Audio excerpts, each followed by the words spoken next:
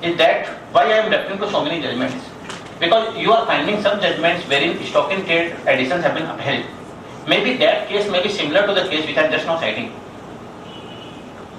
Maybe the case what you are citing is that you have received 10 crore rupees as income from trading in shares and only 1 lakh rupees as dividend.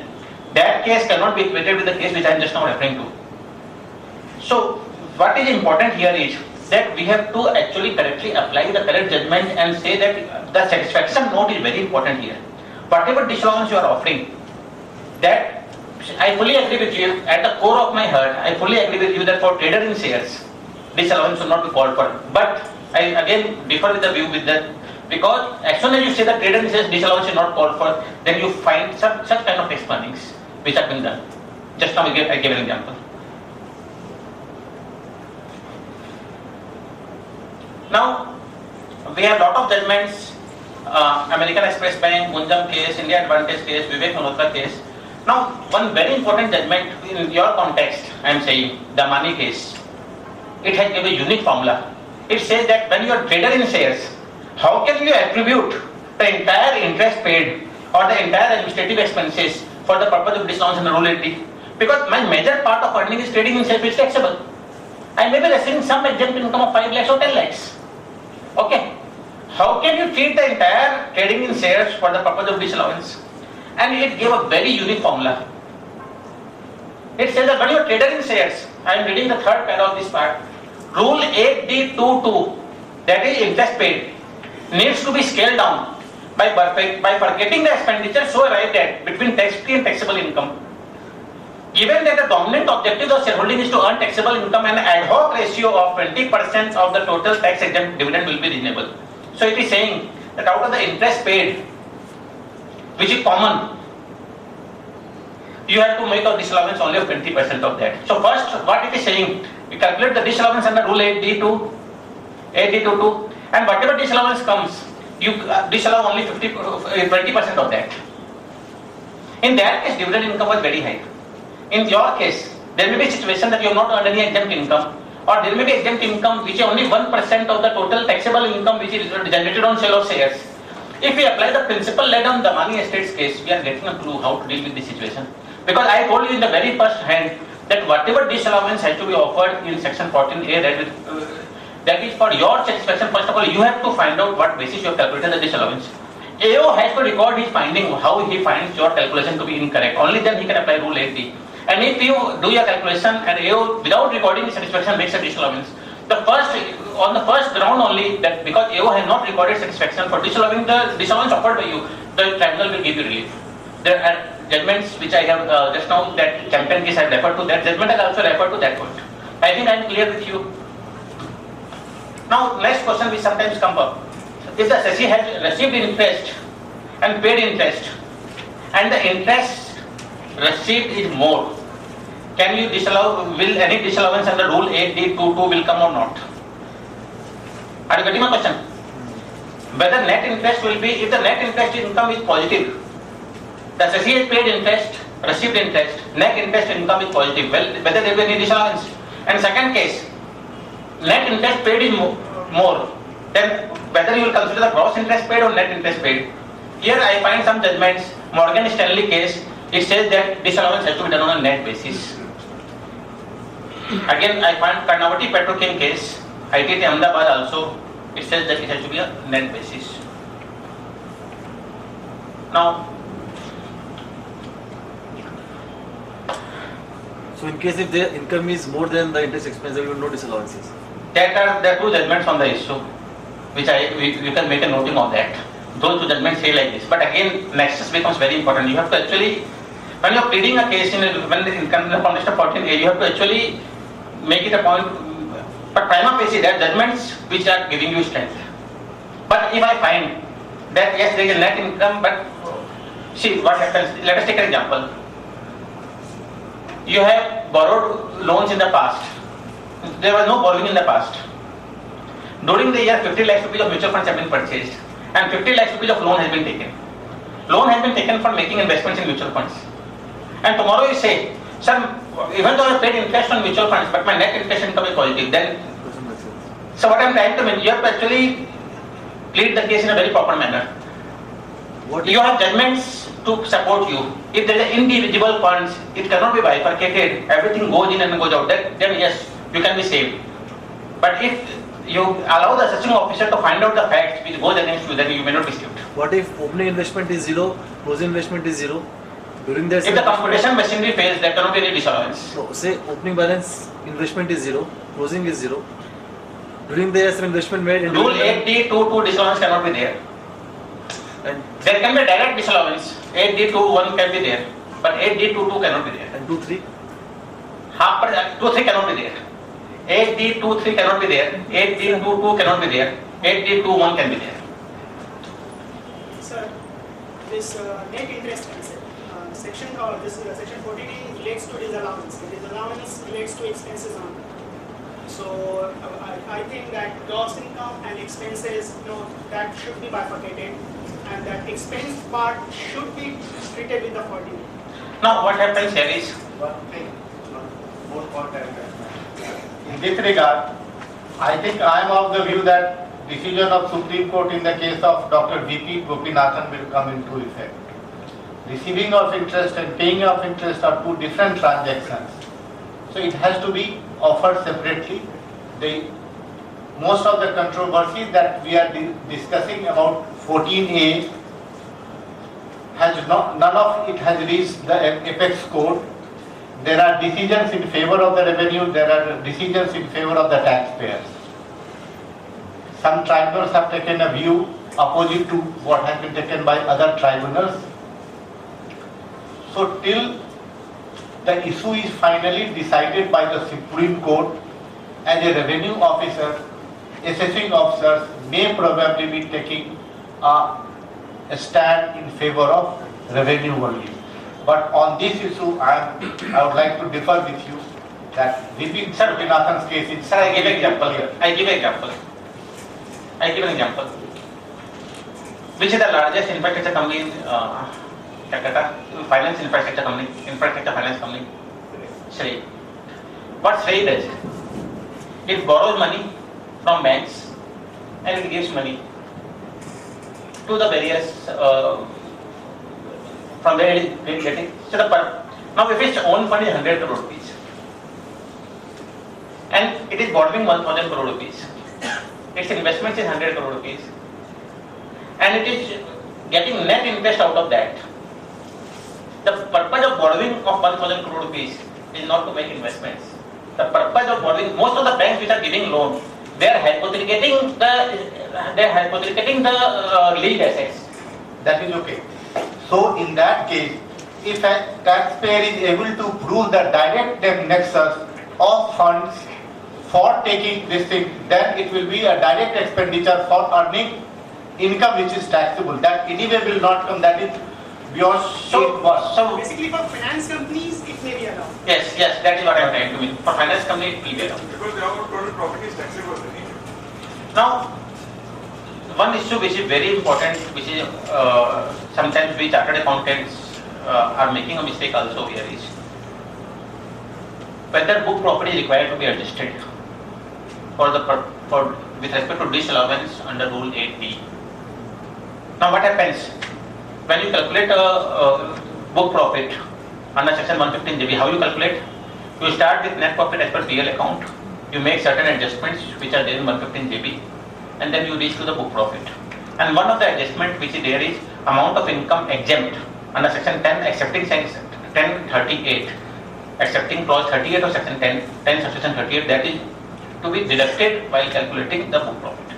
The question here comes up here is, when you make a disallowance under Rule 8D, so are you required to add that disallowance when you calculate the book profit or not? Yes? The answer is very clear. RBK stockbroking case, if your assessee is voluntarily offering some disallowance, that has to be added while calculating the book profit. But if there is a disallowance by the AO, now when we talk about Section 14A, we have three clauses. First clause says amount of expenditure incurred. Second clause B and C says if in the opinion of the AO the disallowance offered by the SSC is not correct, or the SSC claims no expenditure has been incurred, but the AO of the opinion that some expenditure has been incurred. So clause B and C clause talks about the AO part, but first clause talks about the disallowance by the SSC part. So if there is any disallowance done by the SSC, that has to be added back. And if there is any disallowance done by the assessing officer, then he cannot change the book profit because of Supreme Court judgment in Apollo Tyres case. In Supreme Court in Apollo Tyres case is very clearly laid down that AO is not required to change the profit which have been laid down at the AGM, excepting and to the extent as mentioned in section 115 JB. My interpretation of law based upon the three judgments which I quoted, RBK and Boyd India and Gujarat State Energies case, is that whatever disallowance is offered by the SSC or whatever to either an auditor, in the tax audit report, if you are making any comment that this is the disallowance under section 14A, because you are required to mention in the tax audit report what is the disallowance, what is the amount of expenditure incurred for the purpose of earning exempt income. So if you are mentioning any figure there and you are giving a MAT certificate, my dear friends, my suggestion strongly would be then you have to make a disallowance while calculating. In the 29B, you have to add back that figure. That is my interpretation. When we talk about alternate minimum tax, AMT, it is not at all common in Calcutta. I will not discuss much about it because AMT is applicable only when you have a deduction under section 10AA or chapter 6A part C. So in Calcutta we hardly find any units which are getting exemption under section 10 80IA, 80IB, 80IC or 10AA, etc. So I am not discussing AMT, but let me be clear that when you are calculating any disallowance in tax audit report, then when you are doing AMT calculation again, you are required to add back. Tax audit I have discussed. Now you have not offered any disallowance and the assessing officer makes some disallowance, whether there can be any penalty on that. Yes. Now for this purpose there is a landmark Supreme Court judgment in Reliance Petro case which was on section 14A only and which has held that when there is a disallowance made by the AO in section 14A, penalty will not attract. But my dear friends, there is a catch here. Now if you make a disallowance, if there is something mentioned in the tax audit report that this is the amount of expenditure incurred for purpose of earning exempt income and the assessee while filing the return does not make a disallowance of the amount which is treated as a disallowed expenditure in tax audit report, then there can be a penalty with respect to that. Then that is something which is not interpretation law, that is something which is filing of incorrect particulars. But if nothing is mentioned in the tax audit report and assessing officer, assessing does not make any disallowance and tomorrow the assessing officer makes some disallowance, then in my opinion penalty will not lie. Summing up, section 14A, the decision of Daga Capital Special Bench is no longer a good law consequent to Godrej case, Mumbai High Court. Rule 8D cannot be applied unless there is a proximate cause for disallowance as held in Wolpart's case and Godrej case. Thus, AO has to record satisfaction of proximate connection between expenditure and exempt income in terms of subsection 2 and 3. Expenditure under section 14A would include direct and indirect Walford case. Disallowance possible even if there is no exempt income, CAM Invest case. However, Avdesh Mercantile case may be relied upon that income on investment will be taxable. Disallowance cannot exceed expenses, Hero Cycles case. 14A may be applicable on stock in trade, Maxop and Dhanpur case. However, facts will determine whether inventory in shares are giving dividend or not. Own funds argument is still effective. Friends, I think I have been able to clarify whatever issues are there, and section 14A as I was pointing out that there is hardly any Supreme Court decision with respect to 14 capital A, excepting I find Reliance Petro case, which was before the insertion of section 14A itself. So there are various High Court judgments, few High Court judgments, most of them are tribunal decisions only. So the law is evolving in respect to section 14A.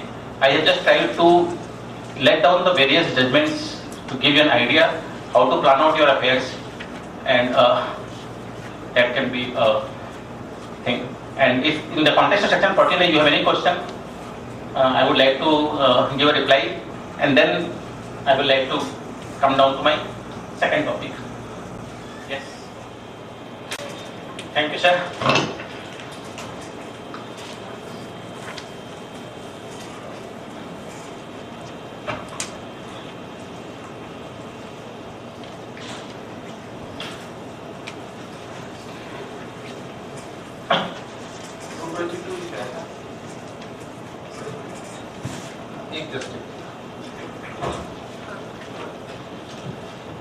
Yes, sir. एक problem मेरा आपके सामने है.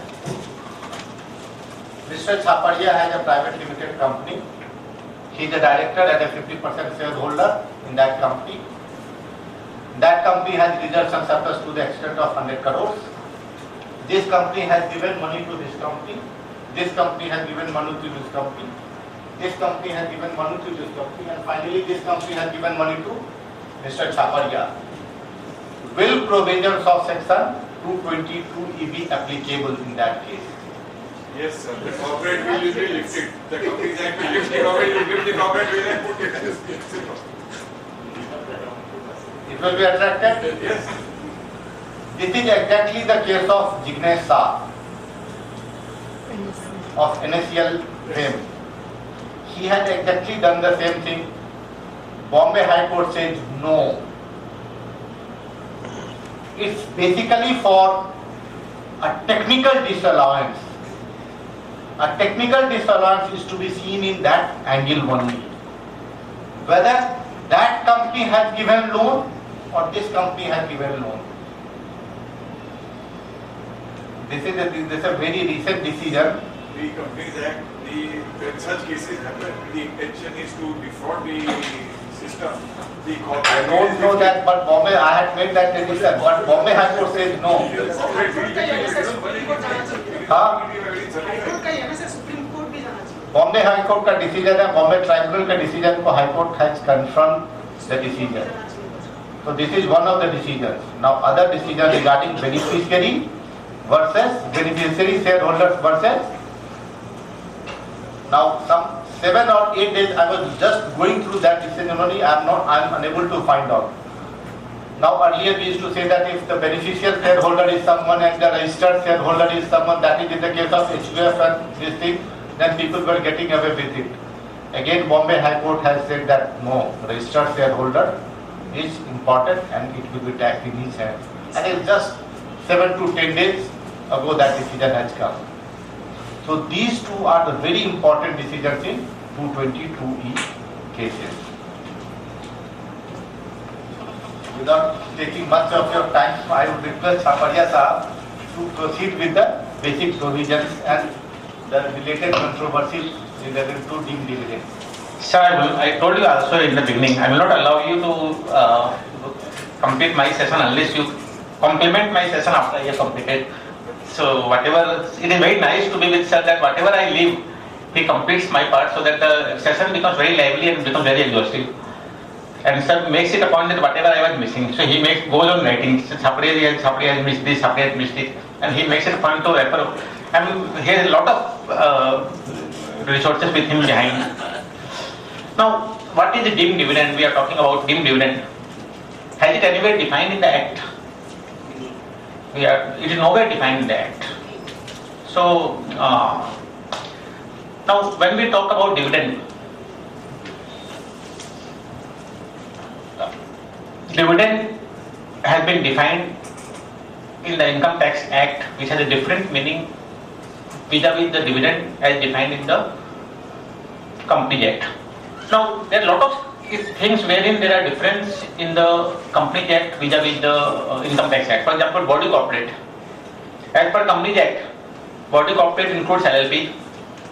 And as per Companies Act, as per Income Tax Act, there is no definition of body corporate.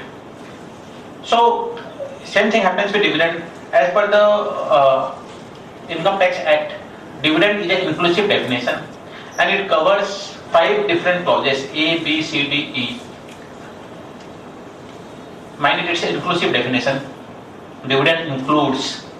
Now, clause A, B, C, D, we generally don't quite often see that. We are generally concerned with clause E. That is what in the practical front we call it as a deemed dividend. But since it's a class with respect to deemed dividend, I would like to quickly just rush down to clause A, B, C and D. What are those? Clause A is what we technically call a dividend. Distribution of accumulated profits resulting in company assets. So when you are giving, distributing something to the shareholders by way of from bank account or something else, then it is a release of company assets, that is bank balance. So clause A is distribution of accumulated profits by release of company assets. Clause B, distribution of debentures or deposit certificates or bonus to preference shareholders to the extent of accumulated profits. Now what happens? The company decides not to give checks for dividend, and in turn the company decides to issue debentures free of cost to the shareholders. So debentures, when you are issuing the debentures, again it is treated as a dividend. It is treated as if you are distributing dividend. Now I will discuss in the later part of my slide which dividend is tax free, which dividend is not tax free. But let us for the time being understand that even creating a liability in the form of issuing debentures or issuing deposit certificates or bonus to preference shareholders. But what if you are issuing bonus to equity shareholders? That is not coming within the purview of dividend. Distribution on liquidation attributable to accumulated profit just before liquidation. It's a very technical, I am not discussing much about it. Distribution on reduction of share capital to the extent of accumulated profits. Now share capital reduction, Companies Act, we can have two different situations. One, a company which paid up capital is 10 rupees and company decides to reduce its paid up value from 10 rupees to 1 rupee and give 9 rupees to the shareholders. That is one part of capital reduction. Second, the company reduces its paid up value from 10 rupees to 1 rupees and 9 rupees is credited to capital reserve. Here we are concerned only with the first part. When the company decides to reduce its paid up capital from 10 rupees to 1 rupee and 9 rupees is distributed to the shareholders, only then it will be treated as a dividend. And fifth is loan or advance to shareholder, which I will discuss in the later part of discuss in detail this part of the clause. Now, we as auditors quite often understand, and even some assessors also ask कि dividend हो गया तो क्या हुआ, tax free हो गया, because dividend तो tax free है. My dear friends, first of all, only those dividends are tax free on which dividend distribution tax is paid, and dividend distribution tax is paid on dividend which are covered in clause A to D. So if you are giving dividend by bank, if you are issuing debentures, if you are giving deposit certificates, in all these cases, even if you are giving debentures to the shareholders, you are required to pay dividend distribution tax. On liquidation, on capital reductions, you are required to pay dividend distribution tax. So as soon as you are paying dividend distribution tax, then the concerned instrument becomes tax free in the hands of shareholder. So clause A to D are cases which are chargeable to dividend distribution tax, and it is tax free in the hand of shareholder. Clause E, which is loan or advance to certain categories of shareholders, that is covered, on which there is no dividend distribution tax.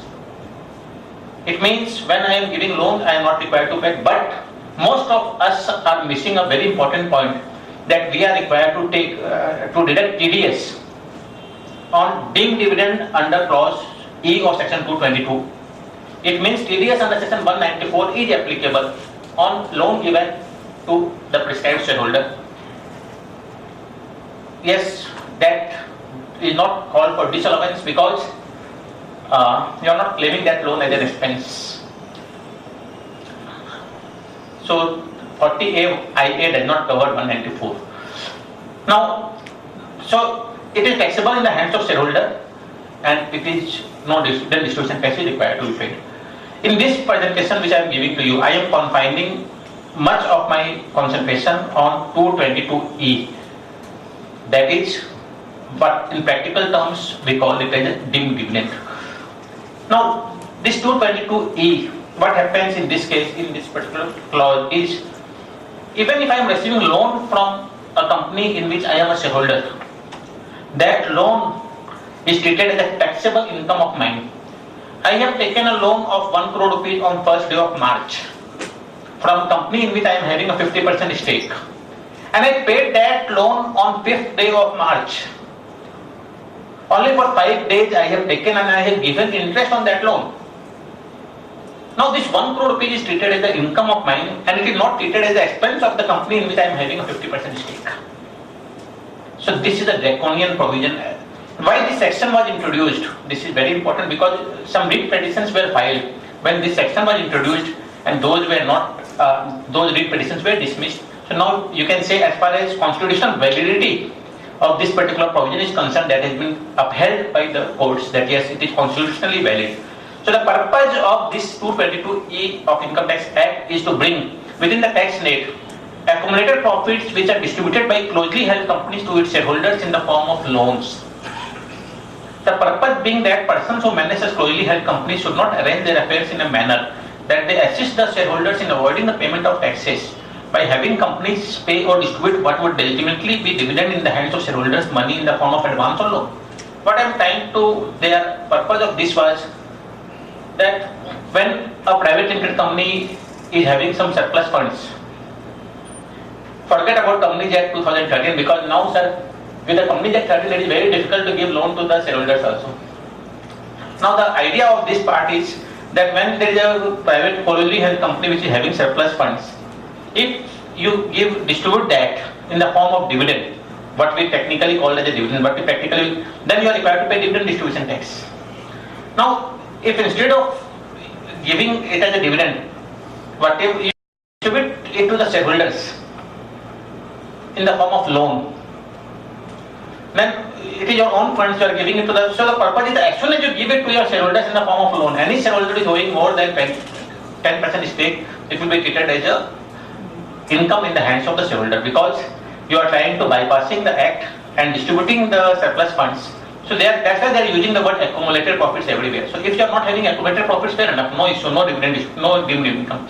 If you are having a deemed dividend and you are giving it to a minority shareholder, again there is no problem. But as soon as you are giving to someone who is having 10% stake, then it is treated as an income. So that was the objective of introducing this section. So now, in order to discuss 222E, I have tried to cover my presentation into 5 parts. First, the type of company which is covered. What I am trying to mean, the type of company which gives loan. It is not applicable to all the entities. It is applicable on certain type of companies which give loans. So what are the type of companies to which section 222E applies? Second, what are the nature of payments? They are using the word loan or advance. How you interpret the word loan or advance? So that is second part of my discussion. Third, persons covered. It is saying that it is covered to loan or advance given to a person who is beneficially entitled to 10% voting power and not entitled to fixed rate of dividend.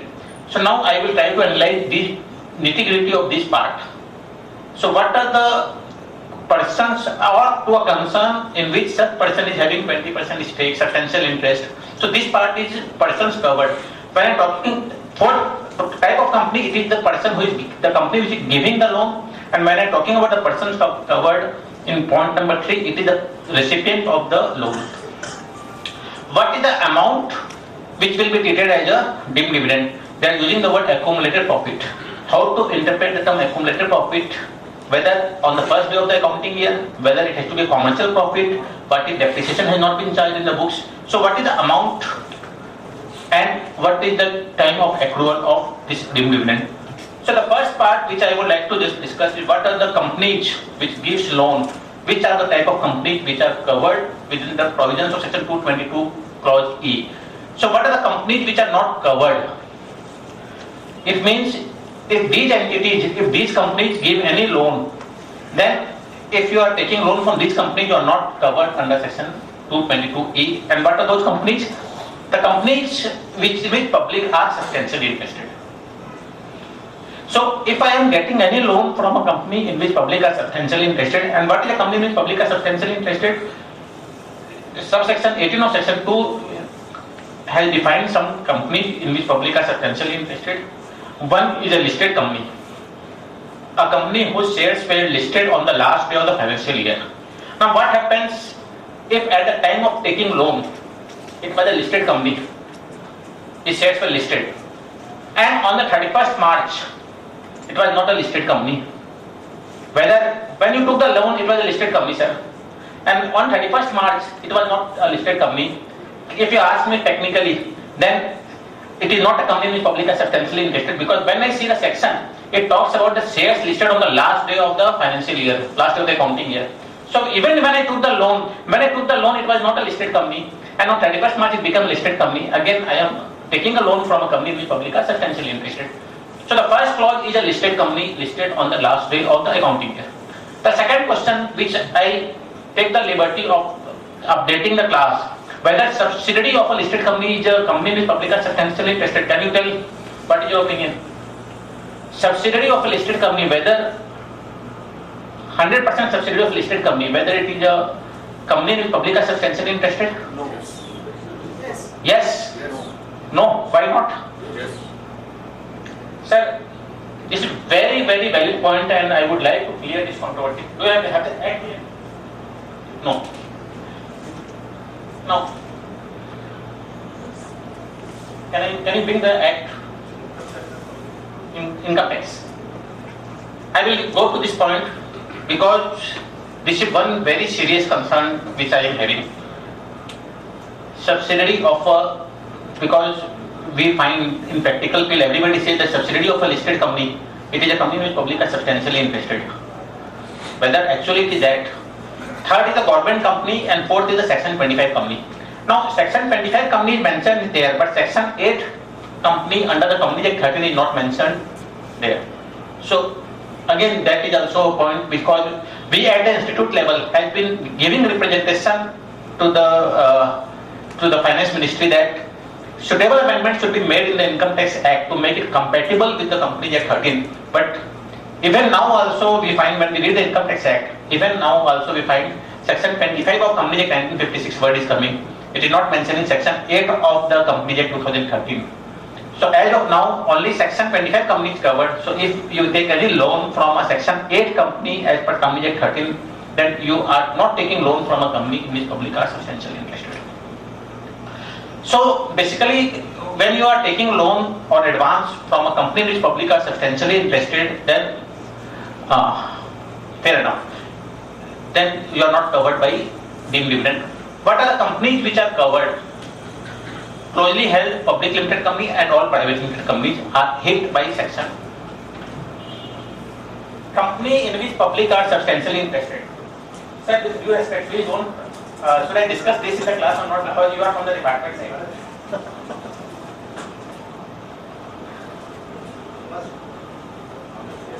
Knowledge sharing, but sir, I think this should be left with the chartered fraternity only.